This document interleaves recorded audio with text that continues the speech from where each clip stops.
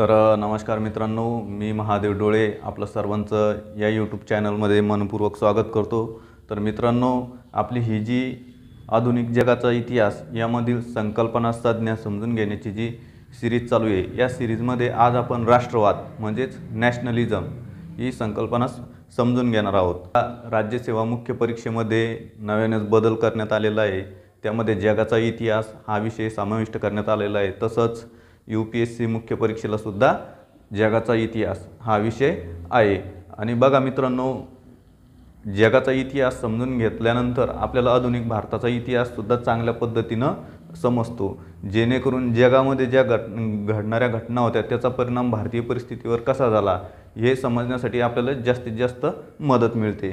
आणि त्याचप्रमाणे आपले जे निबंधाचे पेपर असतात, 250 मार्काचे 2 निबंध असतात, 125 मार्क 125 मार्काचे, तर त्यामध्ये सुद्धा आपल्याला या संकल्पना जर आपण त्यामध्ये इन्व्हॉल्व केल्या किंवा त्यामध्ये समाविष्ट केल्या तर यामध्ये आपले म्हणजे मार्क्स वाढण्याची शक्यता जास्तीत जास्त असते। आणि या आधारे अशा संकल्पनांचा त्यामध्ये समावेश करणं सुद्धा गरजेचं असते। तर चला मित्रांनो, आता आपण आधुनिक जगाचा इतिहास, संज्ञा व संकल्पना यामध्ये राष्ट्रवाद म्हणजेच नॅशनलिझम ही संकल्पना समजून घेऊ। तर बघा, राष्ट्रवाद ही काय आहे? एक प्रेरणा आहे। राष्ट्रवाद काय आहे? एक प्रेरणा आहे। आणि त्यानंतर बघा, राष्ट्र राज्य म्हणजेच नेशन स्टेट निर्माण होण्यामागचा विचार, म्हणजे राष्ट्र आणि राज्य जे निर्माण होतं, राष्ट्र राज्य म्हणजे काय? एखादा मोठा भूभाग असतो, त्यामध्ये तो भूभाग मिळून एक देश किंवा राष्ट्र निर्माण होतो आणि त्याचं पुन्हा विभाजन होऊन प्रशासकीय किंवा इतर कारणामुळे किंवा कराराद्वारे एकत्र येऊन किंवा इतर कोणत्याही कारणानं काय होतं, विभाजन केले जातं आणि राज्य निर्माण होतात। त्यानंतर बघा, या राष्ट्रवादामध्येच राज्यात राहणाऱ्या लोकांमध्ये ऐक्याची भावना असते, म्हणजे जे राष्ट्रामध्ये किंवा राज्यामध्ये जे लोक राहतात, जो समाज राहतो, त्यांच्यामध्ये एकतेची भावना असते की आपण एक आहोत। कारण त्यांच्या चालीरीती, धर्म, समाज परंपरा इत्यादी गोष्टीमुळे ते कोणत्या तरी समान धाग्याने एकत्र आलेले असतात आणि त्यामुळे त्यांच्यामध्ये ऐक्याची भावना निर्माण होते।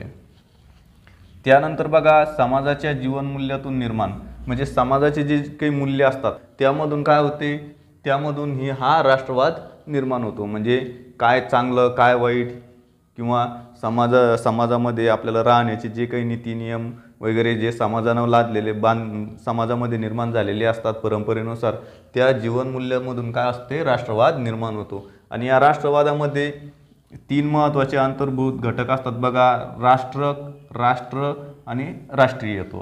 तर हे मुख्य घटक आहे आणि महत्त्वाचे सुद्धा आहे। म्हणजे या 3 घटका मिळूनच काय बनतं, राष्ट्रवाद बनतं।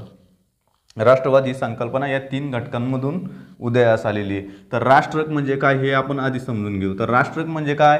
तर बघा, राष्ट्रकमध्ये धर्म, वंश, भाषा, इतिहास, परंपरा इत्यादी साधर्म्यामुळे एकत्र आलेला मानवी समूह।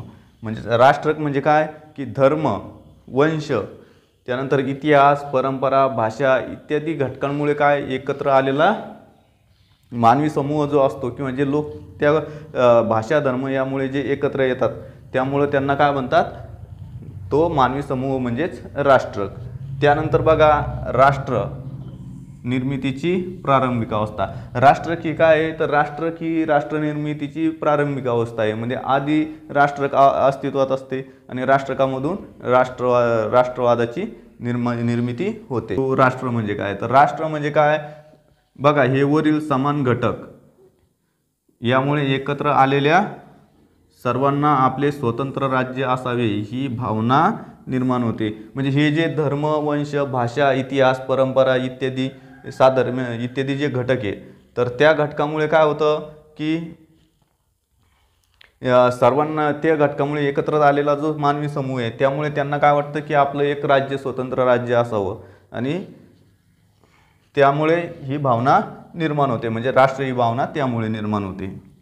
त्यानंतर म्हणजे याचाच अर्थ असा होतो बघा, राष्ट्रकातून एकत्वाची भावना निर्माण होऊन स्वातंत्र्याची आकांक्षा प्राप्त होते व त्यामुळे राष्ट्र निर्माण होते। म्हणजेच बघा, राष्ट्रकातून काय होतं तर एकतेची भावना निर्माण होते, आणि एकतेची भावना निर्माण झाल्यामुळे काय होते, त्या लोकांमध्ये किंवा त्या समाजामध्ये स्वातंत्र्याची आकांक्षा प्राप्त होते आणि त्यातूनच राष्ट्राची निर्मिती होते।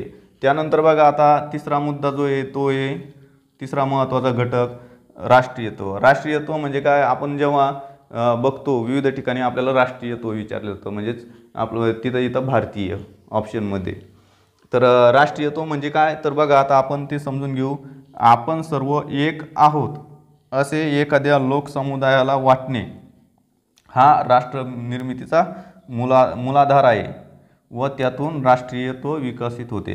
म्हणजे आपण जो एखाद्या भूभागामध्ये जे लोक राहतात किंवा जो समाज राहतो त्यांना त्या समुदायाला काय वाटते की आपण सर्वजण जे ते काय एक आहोत असं त्यांना वाटायला लागतं। आणि हा जो एक वाटण्याचा जो त्यांचा विचार असतो तो म्हणजे काय असतो, राष्ट्र निर्मितीचा मूलाधार असतो व त्यातूनच राष्ट्रीयत्व विकसित होते। म्हणजे त्यांना जे वाटतं की आपण एक आहोत याच्यातूनच काय होते, राष्ट्रीयत्व विकसित होते।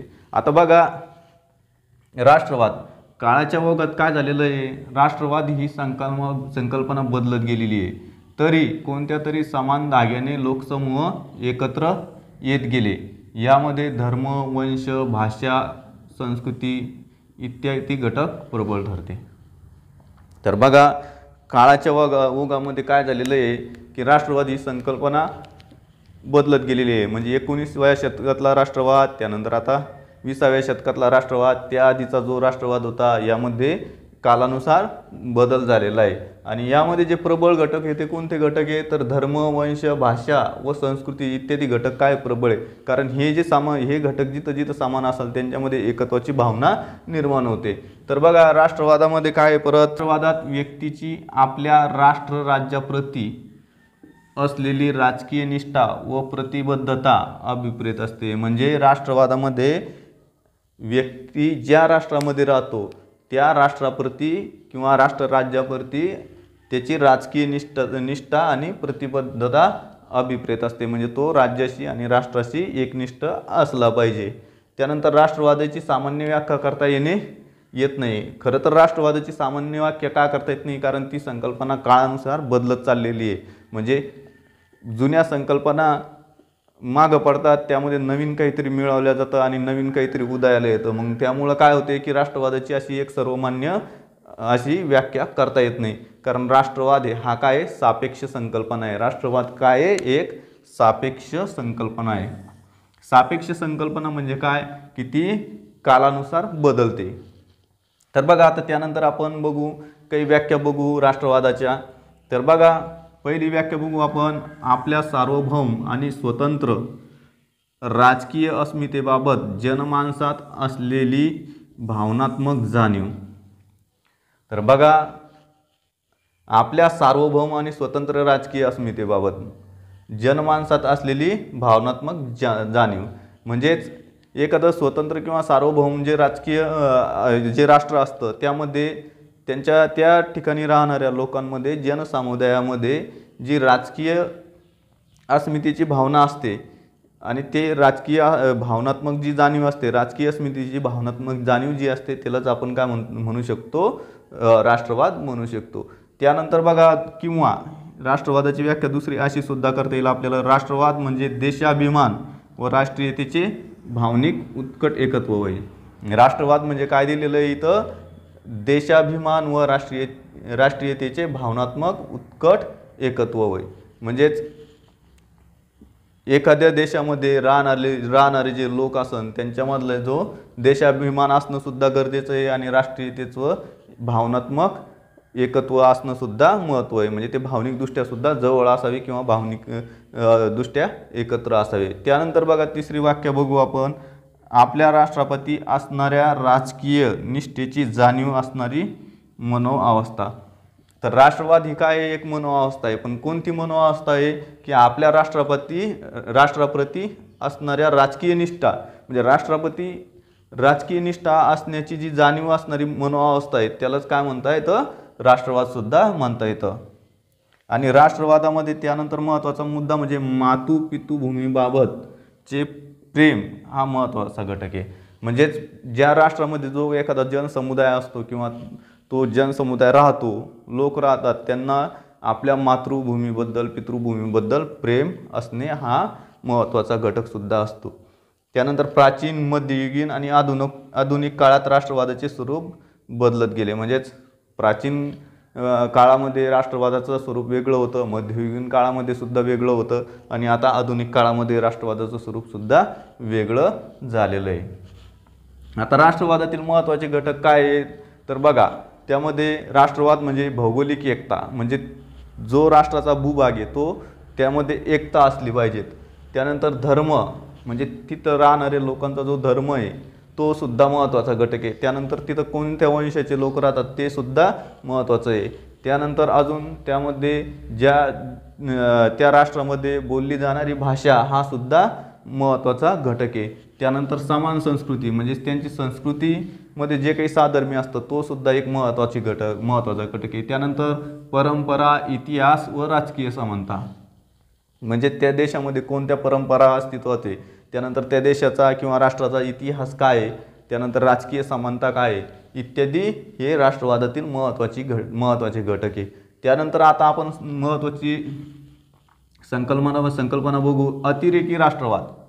बघा, अतिरेकी राष्ट्रवाद म्हणजे काय की आपल्या प्रेम दाखवणं त्याला काय म्हणतात, अतिरेकी राष्ट्रवाद म्हणतात। तर बघा आता अतिरेकी राष्ट्रवाद काय भानगड आहे तर बघा आता अतिरेकी राष्ट्रवाद काय आहे तर राष्ट्रहित ही भावना वाढीस लागल्याने अतिरेकी राष्ट्रवाद जागतिक संघर्षाला कारणीभूत ठरतो। म्हणजे बघा, एखाद्या राष्ट्रामध्ये राष्ट्रवादाची जी भावना आहे ती वाढीस लागते आणि त्यामुळं काय होतं, त्या अतिरेकी राष्ट्रवादामुळं जागतिक संघर्ष उद्भवण्याचा धोका निर्माण होतो किंवा ते जागतिक संघर्षाला कारणीभूत सुद्धा ठरतो। तर कोण कारणीभूत ठरतो जागतिक संघर्षाला? अतिरेकी राष्ट्रवाद। आणि याचा अर्थ असा होतो म्हणजे राष्ट्रवादाला विधायक आणि विघातक अशा दोन बाजू आहे। तर बघा, राष्ट्रवादाच्या दोन बाजू कोणत्या आहे, विधायक आणि विघातक।